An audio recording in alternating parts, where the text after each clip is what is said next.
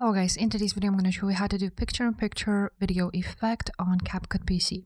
So first of all, you want to have your video, and now let's go ahead and add that what we want to do an effect. Once you have added it with your video here, you want to go ahead and make it smaller.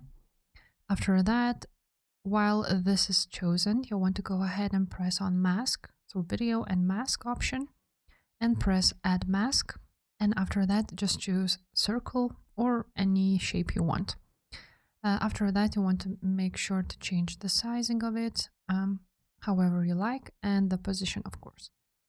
Once you've done that, you can go ahead and press on basic, and after that you can change the location of your picture-in-picture, and also you can press on this scale and make it a different size. And for example, let's add it right there. And now once you will play the video, as you can see, it's that effect. So if this video was helpful, guys, make sure to subscribe to this channel, leave a like, comment down below, and I will see you next time.